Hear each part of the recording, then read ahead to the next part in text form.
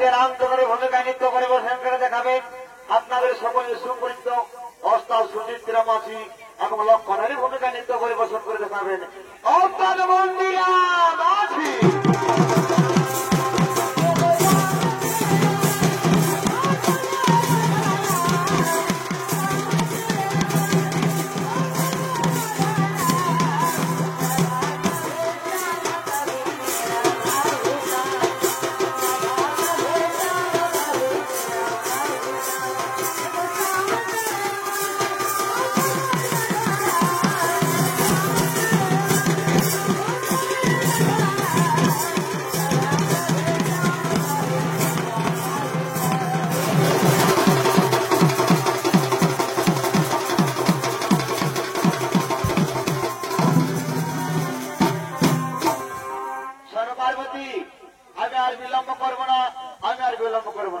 আমি এই মুহূর্তে দেখে নেব আমার একমাত্র প্রিয় ভক্ত সেই হনুমানে। প্রিয় ভক্ত হনুমান, তোমার গুরুদেব তোমার করি রাখে স্মরণ। কোথায় কোথায় ওরে ওরে হনুমান, ওরে হনুমান তুমি তোরাতরি করো আগমন।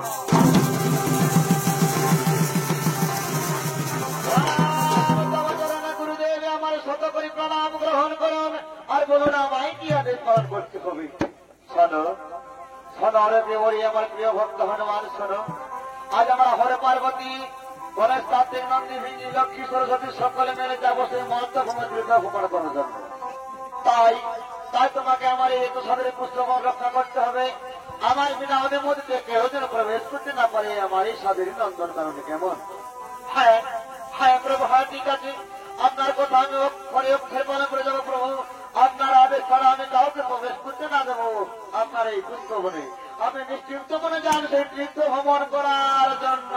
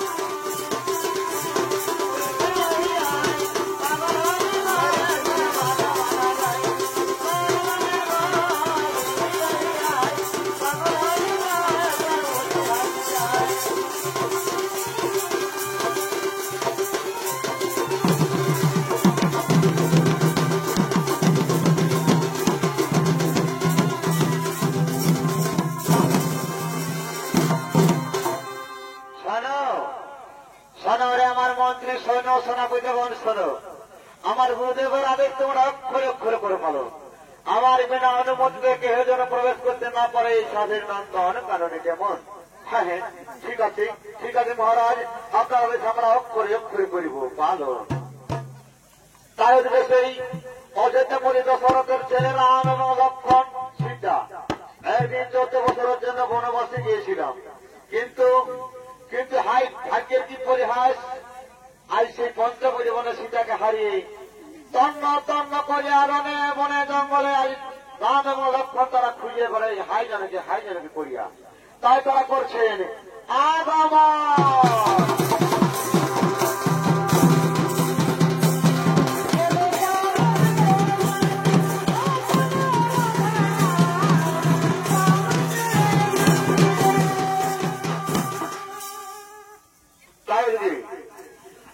রামচন্দ্রের ভূমিকা নৃত্য পরিবেশন করে দেখাবে আপনাদের সকলের সুপরিচিত অস্তাব সুচিত্রা মাঝি এবং লক্ষণের ভূমিকা নৃত্য পরিবেশন করে দেখাবেন অস্তাদ মন্দিরা মাঝি।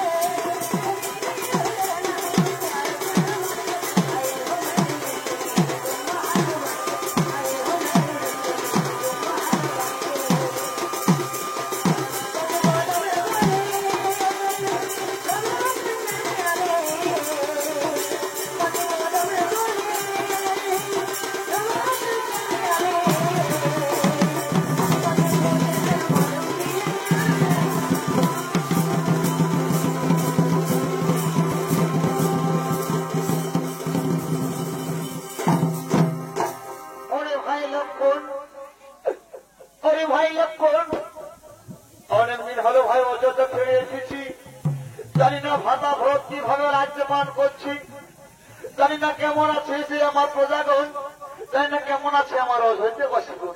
ওরে ভাই লক্ষণ, তাও আমার তাও সেই অযোধ্যার পবিত্র মাটি, আমি দূর থেকে আমার জন্মভূমিকে আমি প্রণাম করি, দূর থেকে জন্মভূমিকে আমি প্রণাম করি। এই নাও দাদা, এই নাও সেই পবিত্র অযোধ্যার মাটি। হে আমার অযোধ্যাবাসীগণ, হে আমার জন্মভূমি, আমি দূর থেকে তোমাদের প্রণাম করি যে তোমরা সুখে থেকো, ভালো থেকো, সুখে থেকো, ভালো থেকো। ওরে ভাই লক্ষণ, যেখান থেকে পারিস ভাই তুই আমার জানকে খুঁজে এনে দে ভাই, খুঁজে এনে দে, খুঁজে এনে দে। শোনো দাদা, তুমি যাও এই পথে আর আমি যাই ওই পথে, মাঝ পথে আবার আমাদের তোমার দেখা হবে কেমন? হ্যাঁ ভাই, হ্যাঁ তবে তাই হবে। তুমি যাও ওই পথে আর আমি যাই এই পথে, মাঝ পথে আবার আমাদের তোমার দেখা হবে কেমন?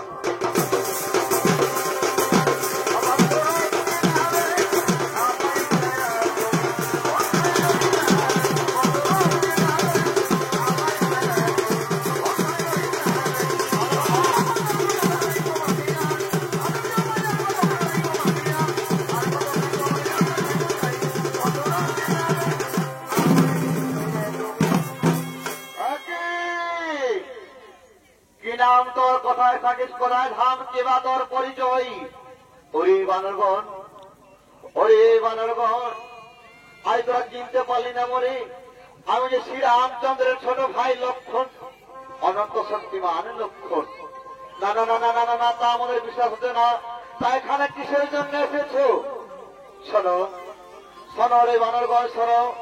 একদিন 14 বছর বনে অভ্যাসে এসেছিলাম রাম লক্ষণ সীতা, কিন্তু হাই বিধাতার কি পরিহাস, পঞ্চবুটি মনে সীতাকে হারিয়ে হাই জানকি করিয়া তন্ন তন্ন করিয়া খুঁজে বেড়ায় রাম এবং লক্ষণ। তারা রনে বনে জঙ্গলে আমরা ঘুরিয়ে বেড়াই সেই জানকীর সন্তানে। সে দা ভাই, আমি যাবো সেই পুষ্প বনে। না না না না না না না, আমরা কেমন করে বুঝবো সত্যিকারে তুমি লক্ষণ? সত্যি যদি তুমি লক্ষণ খায় থাকো তাহলে দেখা তোমার বীরত্ব, ধর অস্ত্র করণ, দেখা তোমার অস্ত্রের পরিচয়। ঠিক আছে,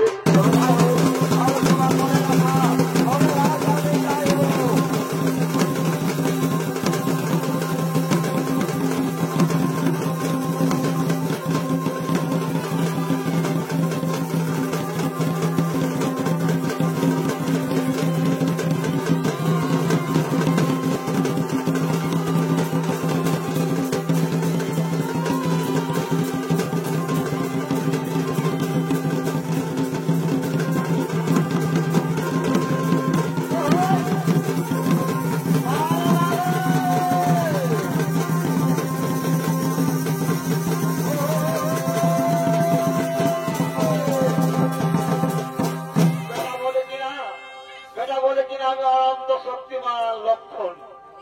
থাকো থাকো, তুমি সেই শিলা চাপা নিয়ে বুকে থাকো। আজকে সেই শিলা চাপার যন্ত্রণা সহ্য করতে না পেরে সেই লক্ষণ স্মরণ করছেন তার দাদা শ্রীরামচন্দ্রকে। দাদা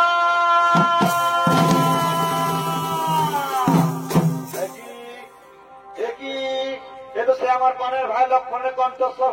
না না, তা হতে পারে না, হতে পারে না। সেই যে অনন্ত শক্তিমান লক্ষণ, তার কখনো কোনোদিন কোনো বিপদ হতে পারে না, তাকে যুদ্ধে পরাস্ত করতে পারে না। না না, তা তো কোনো হতে পারে না। আমি ভুল শুনছি। দাদা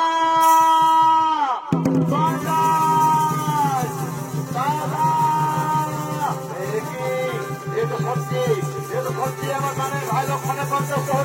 তাহলে অবশ্যই লক্ষণের কোনো বিপদ হয়েছে। দাদা কোথায় সেই লক্ষণ?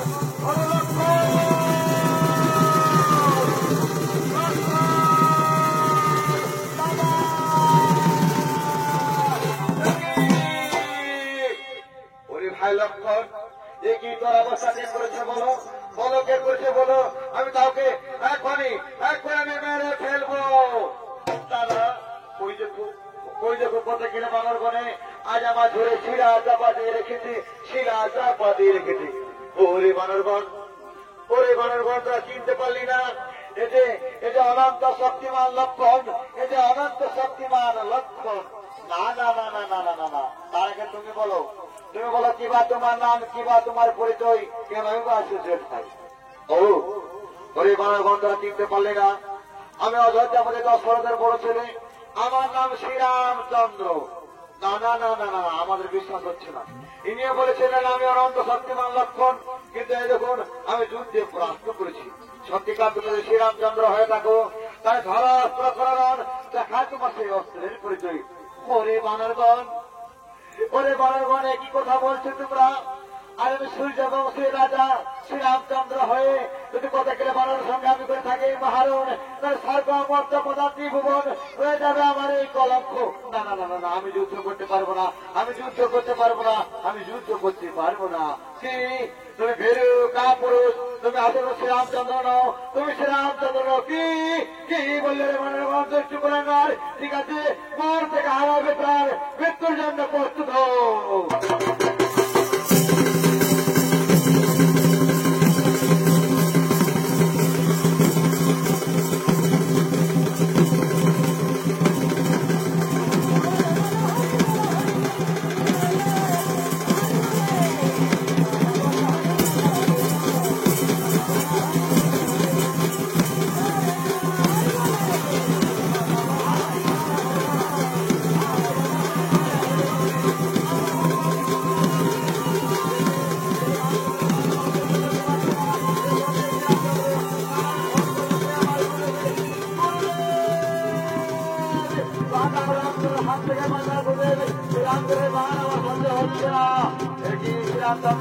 তুমি কেন করিয়াছে মহারাজ আমার প্রিয় ভক্ত হনুমানের সঙ্গে?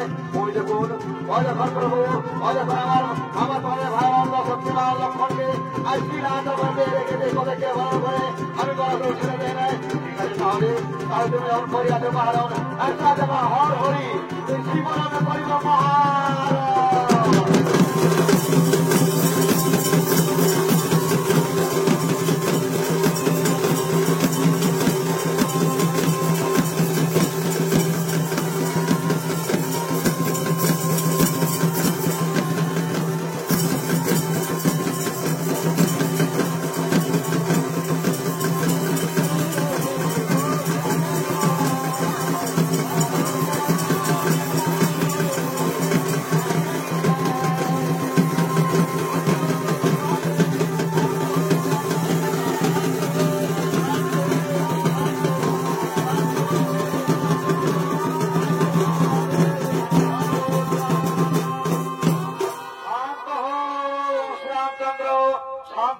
মহাদেবী বলো, আয় প্রভু জাময় আজ স্বর্গ মর্ত পতা ত্রিভুবন জানে তোমরা হর হরি একাত্তা, রামের গুরু শিব এবং শিবের গুরু রামচন্দ্র।